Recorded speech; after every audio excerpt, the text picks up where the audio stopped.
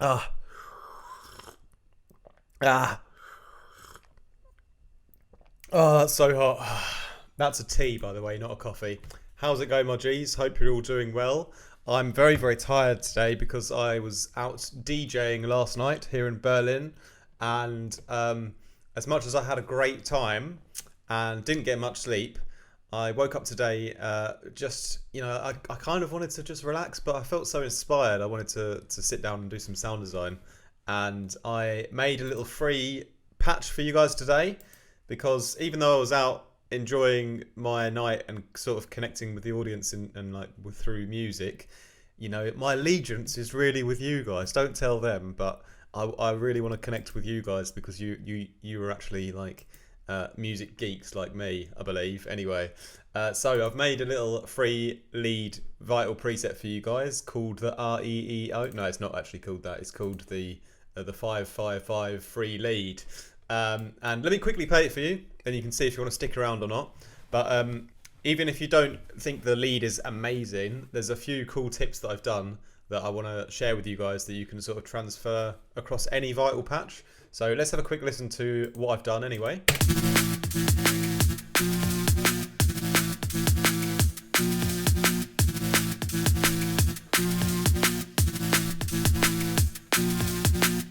So pretty nice in my opinion. Oh, and it's not even playing anything. There we go. Yeah, so I actually started this sound design process by sitting down on my computer, turning on Spotify, listening to Kate Bush, Running Up That Hill. And it was a great song. But anyway, it's from the Stranger Things soundtrack. And then I was going to go on to listen to some Stranger Things because I wanted to make like a nostalgic lead that was a bit softer and a bit cooler and like sort of 80s. But as with sound design, you never really know what direction you're going to go in, and that's why I love it. So as I was creating what was hopefully going to be a sort of nostalgic lead, I ended up turning it into something more drum and bassy, which kind of always happens to me. Anyway, yeah, I was tweaking around with the oscillators and the pitching, and it was when I got this certain combination of FMs from everything together, and then pitching this last one down to 5 here. When I pitched it up to 5, sorry. Yeah, I had this like really nice combination of harmonics that just, it felt like it had to be like a DNB kind of dance floor lead. So I thought, oh, I'm just going to stop with my original plan and just make something out of this. So anyway, I've got a few cool tips on things you can do with all vital patches that can make them a little bit more interesting and alive. And yeah, the first thing is we're going to just quickly recreate it. So I've basically got a saw wave here, and I've got a triangle wave up at 12, another triangle wave up at 5. And yeah, FMing like one into another, you can kind of see what's going on here. And then the first one here just has the time skew mode on.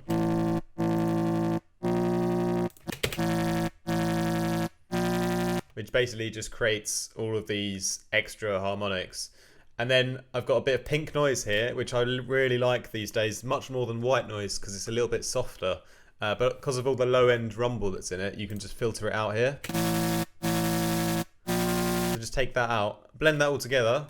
We've got like our main elements already in there. I did this little uni wobble,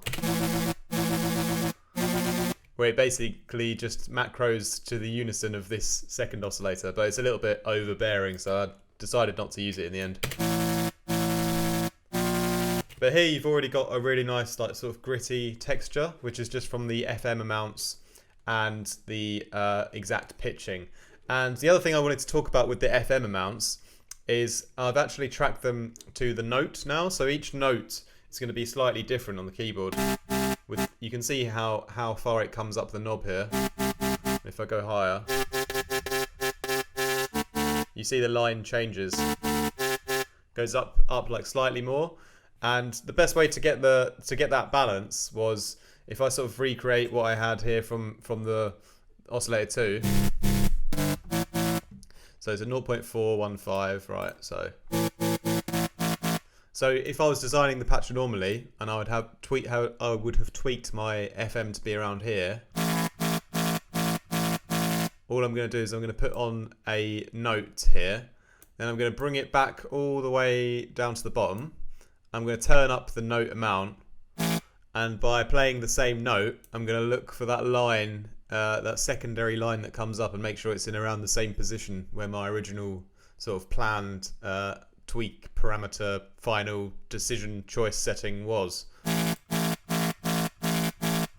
So you know, it was originally around there, so now I can see by playing the same note, that secondary line that shows up is around there still as well.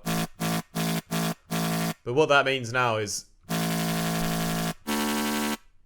my other higher or lower notes are going to be slightly different, and it will just make the whole like lead progression a little bit more sound design interesting, you know, words and stuff. Anyway, so pretty happy with that. I think I had it at 0.415, didn't I, or something like that. Yeah, then to kind of finish off this page here, I've got filter 1 on the third oscillator, and it actually kind of takes out a lot of the high end from that extra sort of harmonic 5 semitones up part to the sound. So if I bring that up, you'll see.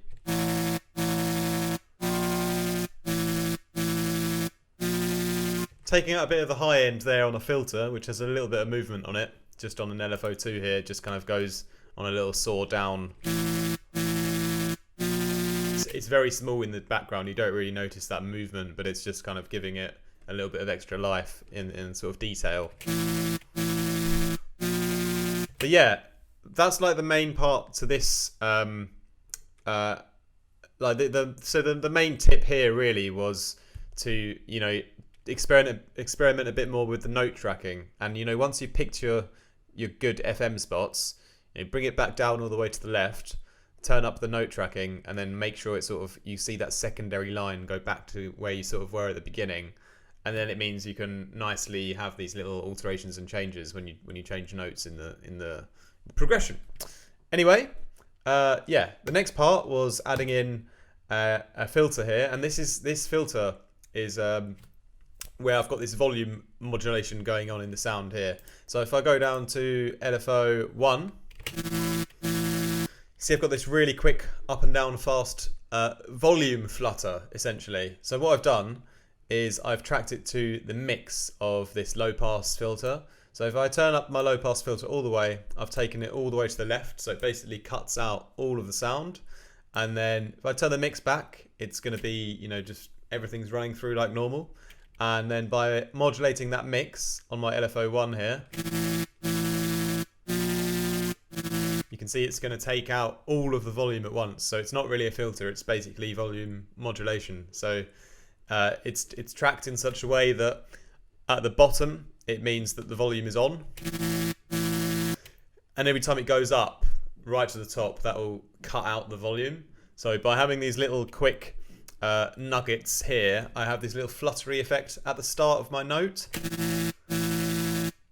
but you notice it only happens on the first one, and the reason for that is because I've put a velocity control on the matrix here. So once everything that all the modulations you make in Vital, obviously you can access them in the matrix. So if you go back to the matrix here, and you'll see my, I think it's this one here. Yeah, my LFO1, which was set to the filter. If I take this velocity off for a second, now it's all the way up, so it's happening on every single note. If I bring it back down to the middle, so it's not active, track my velocity to this slider here, and then yeah, it's turned up exactly at 1, so it's going to go all the way to the top. Now it's only going to activate when the velocity is at full power. So I've got the first ones here, right in the red, so the velocity is right up, and then all the other notes where we don't have the volume flutter, they're down at 1, so nothing going on there.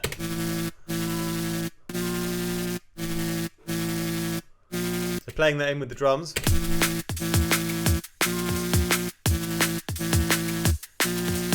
So that's basically the little volume modulation that happens on the certain little notes.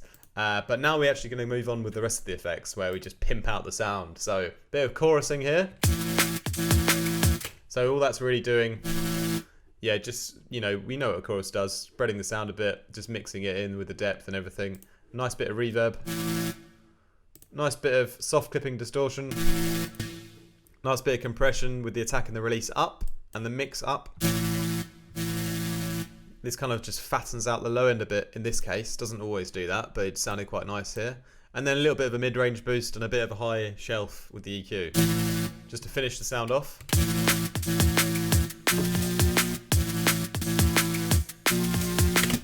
But yeah, that's the main tip I wanted to give you guys today, was having these little volume flutters to give a lot of interest to like certain notes.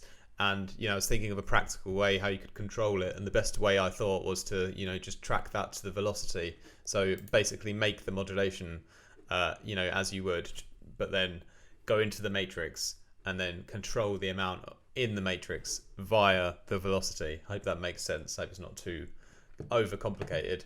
And yeah, it's called the 555 lead because, yeah, the kind of tone comes from the pitching and having this third oscillator with, you know, pitched up to 5. That's kind of created that harmonic kind of magic, I suppose. Or that kind of, you know, that DNB sound in a way.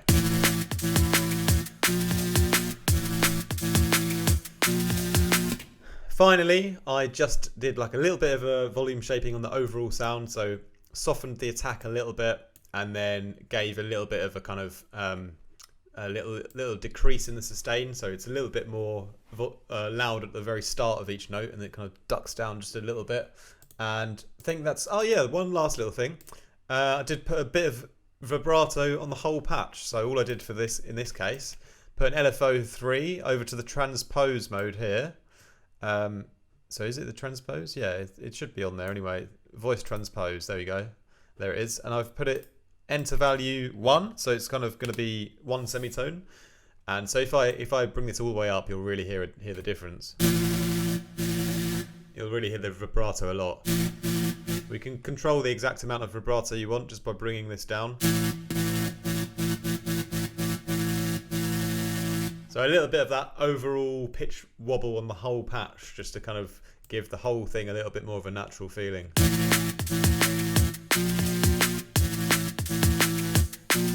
It's even mapped on the little bit of a stereo knob here as well. And that is pretty much, yeah, all the tips for this particular patch. But you can go ahead and download it down below for free and feel free to enjoy it. And yeah, I hope that inspires you a little bit today.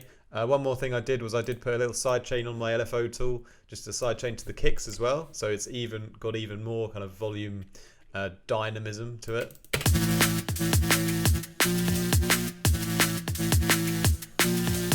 So we've got obviously, you know, the volume gaps between the notes. We've got the volume gap in the little modulation I did just for the red notes. And then we've got the whole thing being sidechain volumed to the kick. So there's lots of times where the volume dips out in the sound. And yeah, that helps a lot to make your leads more interesting, you know, by really shaping, like really taking out chunks of volume in a rhythmic way.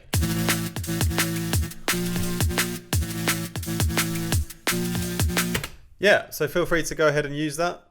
Thanks a lot for watching. Of course, if you want to support me any further, you can always jump into my Discord. We have a lovely group of guys in there. And you can also hit me up for one-on-one mentorship. Best way, just to book straight in on my website. Don't need to ask questions. I'm happy to teach all the time. You can also check out my vital presets on my website. And yeah, that's about it. Please, please, please, please, please drink tea, drink coffee, drink responsibly, and don't do anything that I wouldn't.